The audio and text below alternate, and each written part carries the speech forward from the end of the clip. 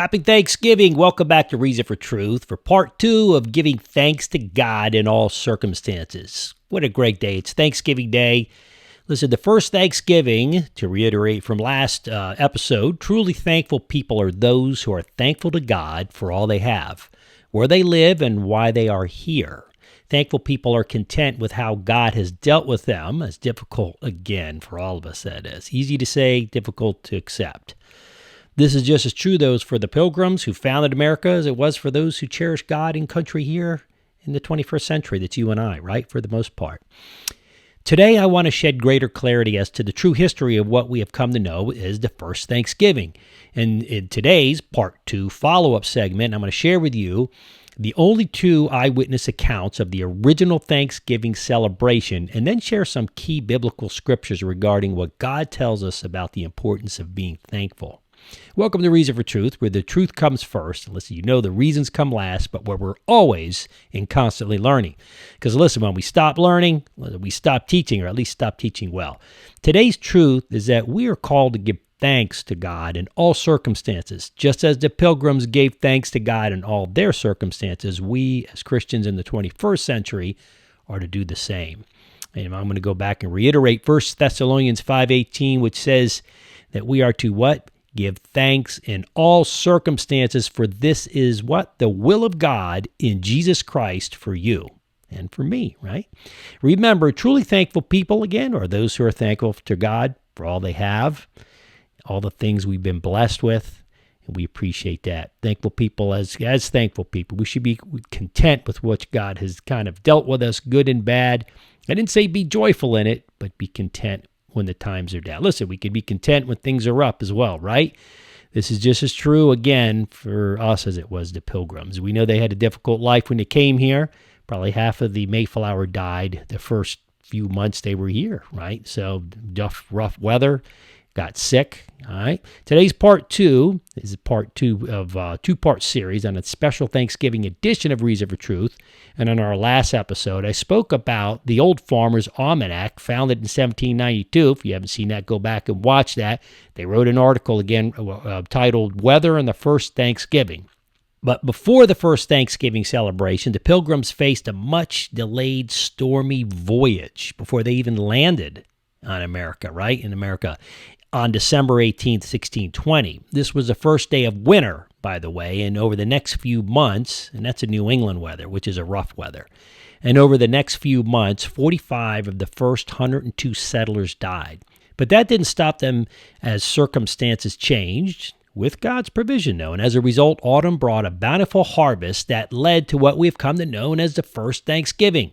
So please remember that we are called today, just as the first Pilgrims were called in 1620, to give thanks to God, again, in all circumstances. If I sound like a broken record, that's the point. That's the truth for today. Again, in 1 Thessalonians, God tells us to do that in all circumstances, not some, okay? Today, I want to share with you 2 eyewitness accounts for the first Thanksgiving, an effort to provide you with a better context and direction as to how you and I can give thanks to God in all circumstances. So without further ado, let's get started. In our last episode, part 1, I provided you a little bit of history of the Pilgrims and the history of the United States and the leaders, and how Thanksgiving came to, resonate as a national holiday, and how that all unfolded in U.S. history and the first 3 points. If you haven't watched that or listened to that, make sure, you go back and do that. It's right before this one. So today I'm going to pick up really at the point of these 2 contemporary accounts of the 1621 original Thanksgiving event.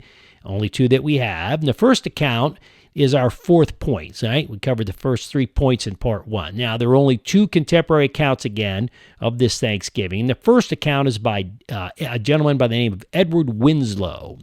It was written in a letter dated December 12, 1621. Was first published in 1622, by the way. Edward Winslow was a separatist who traveled on the Mayflower in 1620 and who signed the Mayflower Compact. Now, if you're wondering, what is a separatist? Separatists were members of the Puritan sect designated separatists. Not crazies, but separatists, right? A lot of people like to call them fanaticals. They were just serious Christians, all right? They were separatists because they believed that membership in the Church of England would or could probably lead to a violation of biblical principles for Christianity and Christians that would follow that. As a result, separatists freely left to form independent congregations, something they couldn't do in England, really separate from the Church of England, which adhered more strictly to biblical principles as opposed to those that the Church of England held, that was more governmental and more process-oriented. That being said, Edward Winslow's account of the first Thanksgiving in 1621 reads as follows. He said this, "Our corn, which is really wheat, did prove well, and God be praised. He had a good increase of Indian corn, and our barley indifferent good. But our peas not worth the gathering, for we feared they were too late sown." You notice the English, right? This is Old English, man, not the modern English. "They came up very well and blossomed, but the sun parched them in the blossom. Our harvest being gotten and our government sent 4 men on fowling, that so we might after a special manner rejoice together after we had gathered the fruit of our labors. They 4 in one day killed as much fowl as, with a little help beside, served the company almost a week, at which time, amongst other recreations, we exercised our arms. Many of the Indians coming amongst us, and among the rest, their greatest king, Massaroit," the famous Massaroit, right? "with some 90 men, whom for 3 days we entertained and feasted.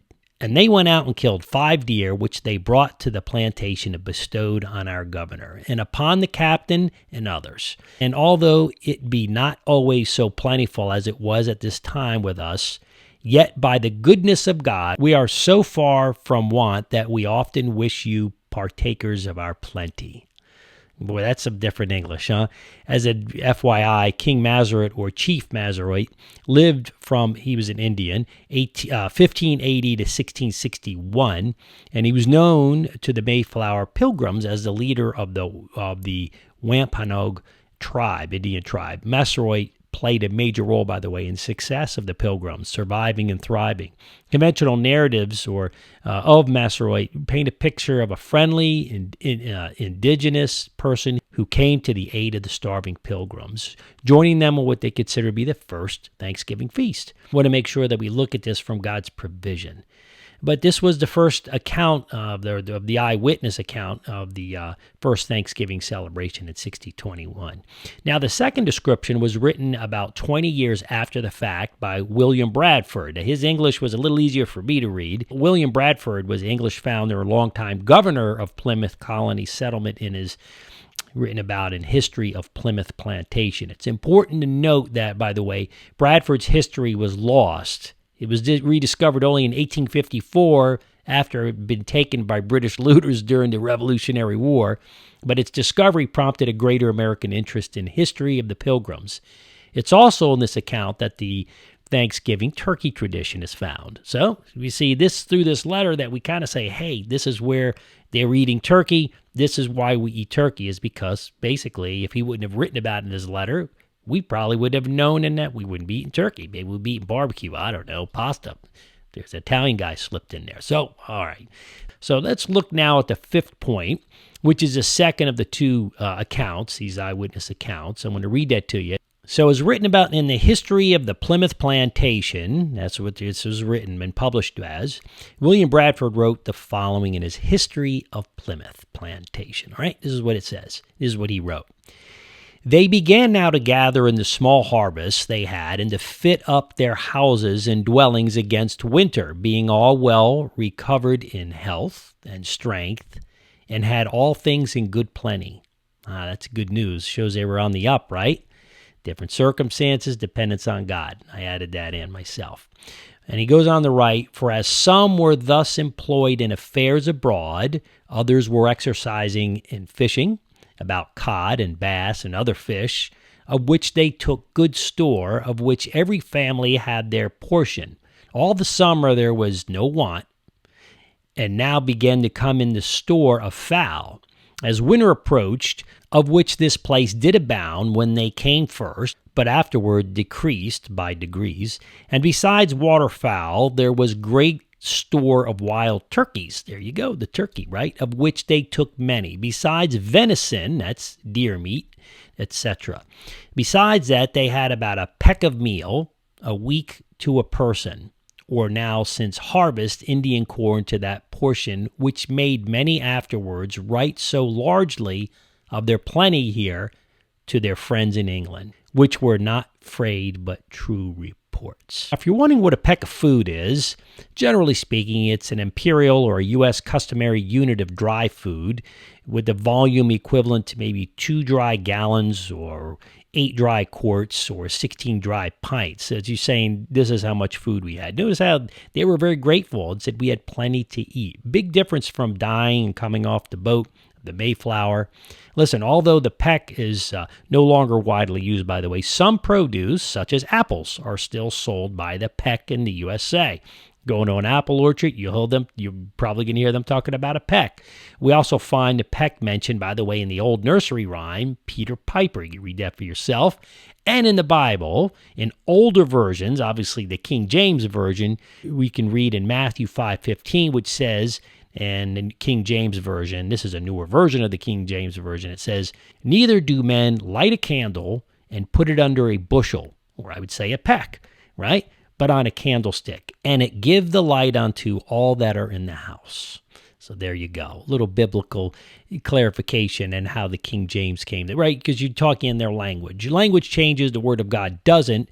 So we, in other words, the way we describe something changes. What is actually mentioned in the Bible never changes. All right, last but not least, I want to close with some biblical references. That's the important part, and speak to the importance of giving thanks and really our thanksgiving for all that God has provided us. A good starting point is found in Psalms 106, 107, 118, and 136.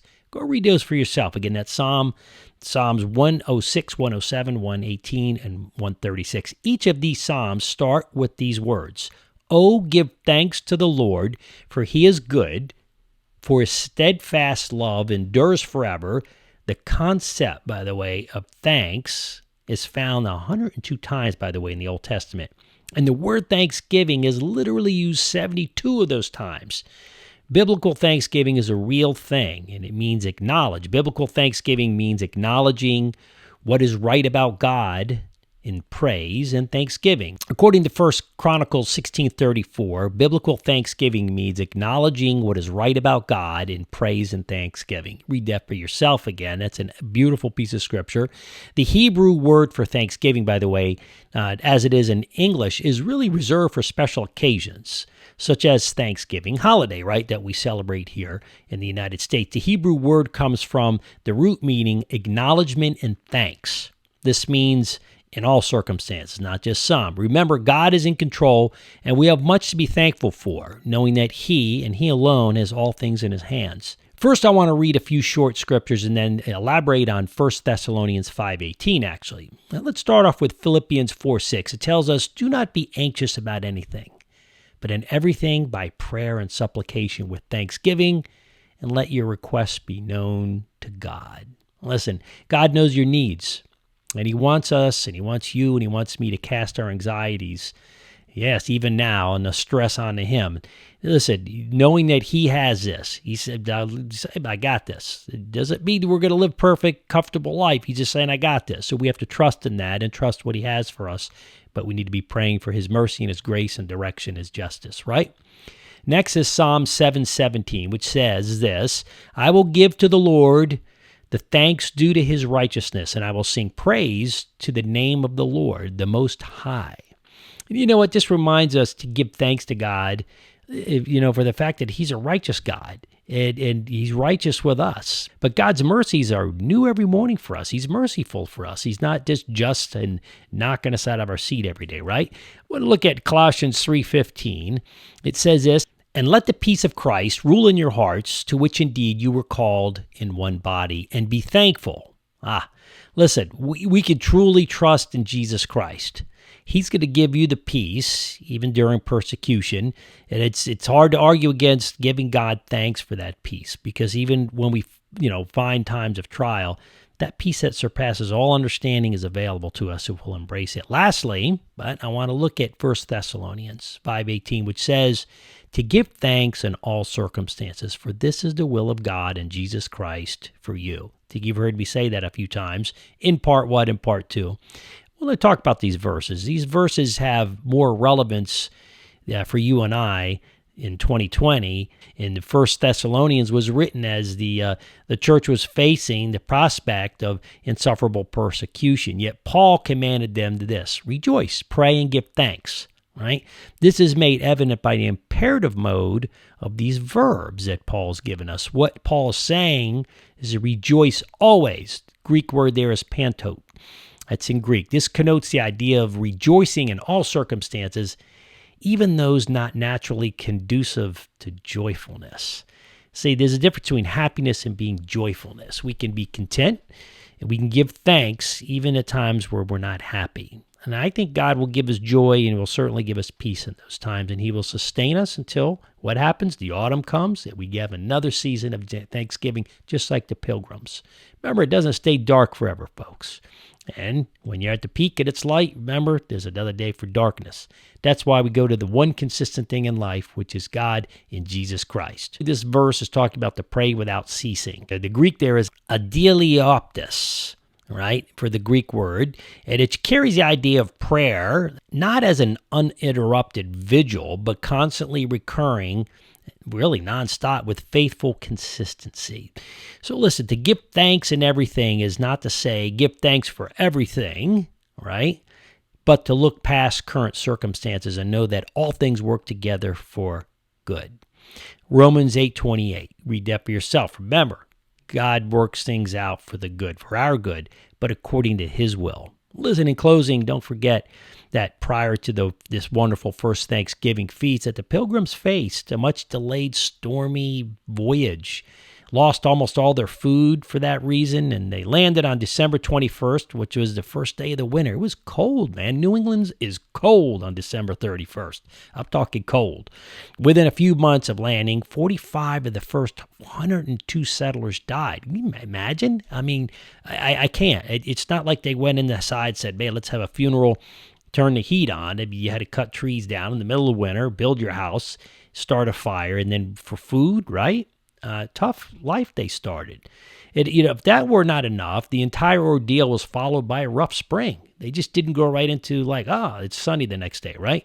But in God's providence, autumn, that's the fall, brought a bountiful harvest that led to the first Thanksgiving celebration, which we celebrate as the famous Thanksgiving Day. Thanksgiving to God and those pilgrims whose sacrifice made it possible for you and I to live in America. And even if you don't live in America, listen, you were living in freedom. America's created peace and thanksgiving around the world. I'm reminded of 1 Thessalonians 5:18, which says this: give thanks in all circumstances, for this is the will of God in Jesus Christ for you. And that's your Thanksgiving reason for truth. As always, if you have any questions or comments, please leave them below. I promise I'll get back to you within a reasonable amount of time. If you're listening on podcast, please give us 5 stars and iTunes to subscribe. Now, if you're watching on YouTube, make sure that you subscribe. Pop that little alert bell at the bottom of your screen. I pray for you that this Thanksgiving is filled with a unique thanks to God in your triumphs and in your difficulties. I also pray that you will enjoy some turkey, be filled with tryptophan, and which, listen, it's going to lead to, God willing, a nice, peaceful Thanksgiving nap, right? Lastly, it's year-end. Listen, I spoke before, typical of many not-for-profits, we run short. We use people's gifts very judiciously. We see that as a biblical mandate to treat it with the utmost, stretch it as thin as we can. But at the end of the year, we are running thin, and that's just the way it goes. And we're also trying to launch 3 new programs, one of which is, you can go there, it's going to launch in mid-January in full force, equippedacademy.com, online training program. We can't do this mission without you, without your prayers, without your financial support. If you will consider a one-time gift or perhaps become a monthly supporter for support our mission, we'd appreciate that. Some people start off, listen, they go $40 a month. Some people are able to do a lot more than that. We appreciate any amount, less or more.